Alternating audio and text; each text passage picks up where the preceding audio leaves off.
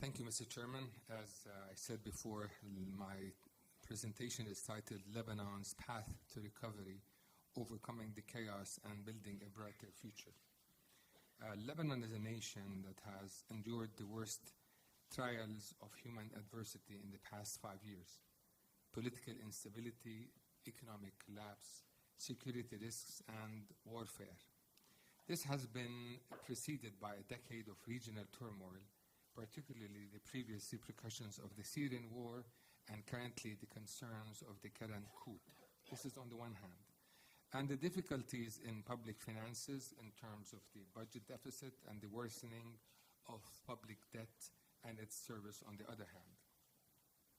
Cumulative layers of tragedy and hardship have been inflicted on Lebanon.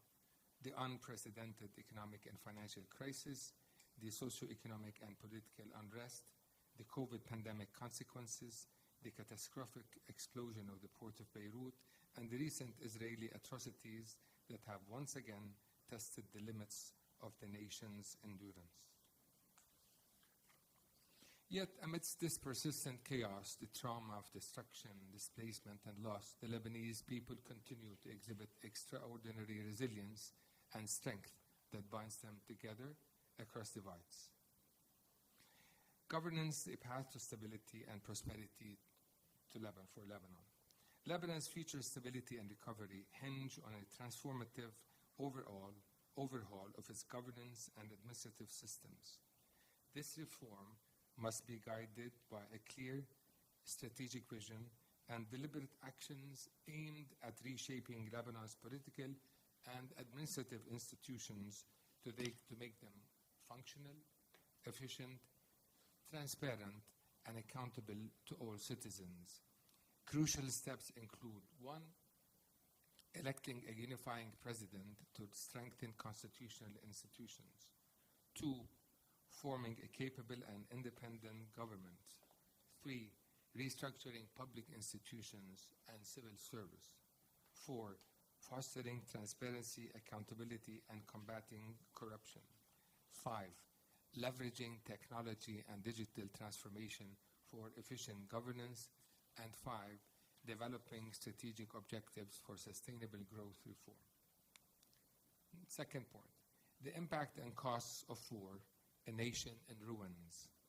According to the United Nations data as of November 14, it shows that more than 30 ancient towns and villages on the border were attacked by the Israelis. More than 12% of buildings were damaged or destroyed.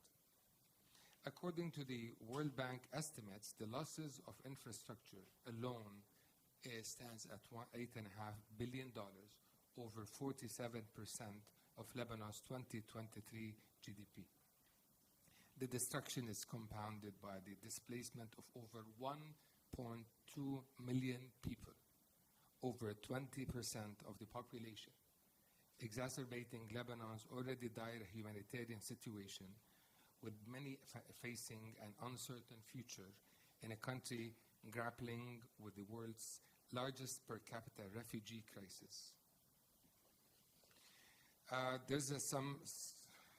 have some statistics about economics. We'll see if we'll take it during the break, during the question and answer sessions. We can talk about the economic toll, the economy, the job losses, the consumer price index, agricultural, commercial, and tourist sectors that are mostly damaged, the housing sector, the Syrian refugee crisis. As for the financial crisis, the Lebanese central bank has already depleted over 400 million in foreign currency reserves in October alone to stabilize the Lebanese pound. These reserves now stand at just 10.3 billion pounds, and continued withdrawals from dollar deposits are expected to further strain the nation's finances. Reconstruction, a path for productive, sustainable development. Reconstruction in Lebanon must go beyond simply rebuilding what has been destroyed. It presents a unique opportunity to rethink the country's approach to development, focusing not only just on restoring infrastructure, but on creating a sustainable and resilient future this process will demand sustainable resources, time, and political will. A key priority should be rebuilding essential infrastructure devastated by Israel, including roads, bridges, schools, and hospitals. Simultaneously, Lebanon must invest in modernizing its energy grid by transforming to renewable energy sources such as solar and wind power. Pillars for rebuilding Lebanon's future. That should be carried out through a comprehensive visionary approach that aims at deriving lessons from the past while capitalizing on Lebanon's strengths and comparative advantage. This transformation from the dominant service economy to a more diversified scheme requires directing its services towards synergizing other industrial, agricultural, and knowledge sectors. Well, the following structural transformation pillars should be considered. 1, investing in Lebanon's small and medium enterprises and social entrepreneurship for regional and global collaboration. 2, boosting industrialization and knowledge economy. 3, reforming the Lebanese banking sector and macroeconomic framework. 4, there's an important key role of microfinancing and women empowerment in rebuilding Lebanon's economy. And last but not least, the national reconciliation and social cohesion, healing the wounds. In conclusion, Lebanon's journey towards recovery is undeniably challenging. Yet, the resilience and determination of its people shine as a beacon of hope. While the destruction caused by the Israeli war, actually atrocities, has left lasting scars, Lebanon's true strength lies in its citizens, their unwavering spirit, ingenuity, and resolve to rise above diversity.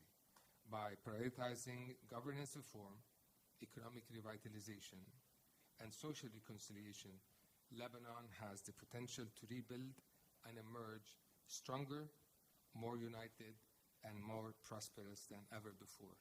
Thank you.